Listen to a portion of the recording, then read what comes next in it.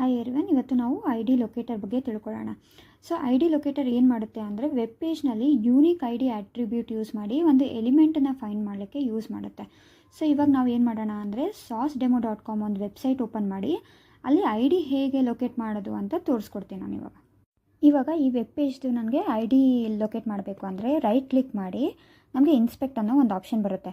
So ಇವಾಗ inspect ಮೇಲೆ click ಮಾಡಿದರೆ ನಮಗೆ ಎಲ್ಲ ಥರದ್ದು ಎಲಿಮೆಂಟಿನ ಲೊಕೇಟರ್ಸ್ ನನಗೆ ಇಲ್ಲಿ ಸಿಗ್ಬೋದಾಗುತ್ತೆ. ಫಾರ್ ಎಕ್ಸಾಂಪಲ್ ನನಗೆ ಇವಾಗ ಈ ಬಟನ್ ಇದೆಯಲ್ಲ, ಈ ಬಟನ್ ಮೇಲೆ ಕ್ಲಿಕ್ ಮಾಡಿಕೊಂಡು ನನಗೆ ಇವಾಗ ಯೂಸರ್ ನೇಮ್ದು ಐ ಡಿ ಅಥವಾ ಏನಾದರೂ ಲೊಕೇಟರ್ ಫೈಂಡ್ ಔಟ್ ಮಾಡಬೇಕಂದ್ರೆ ಇದ್ರ ಮೇಲೆ ಕ್ಲಿಕ್ ಮಾಡ್ಕೊಳ್ಳಿ. ಸೊ ಇದು ಯಾವುದ್ರ ಮೇಲೆ ಕ್ಲಿಕ್ ಮಾಡಿದ ಮೇಲೆ ಇವಾಗ ನನಗೆ ಈ ಪರ್ಟಿಕ್ಯುಲರ್ದು ಐ ಡಿಸು ಪ್ಲೇಸ್ ಓರ್ಡರು ನನಗೆ ಹೈಲೈಟ್ ಆಗಿಬಿಡುತ್ತೆ.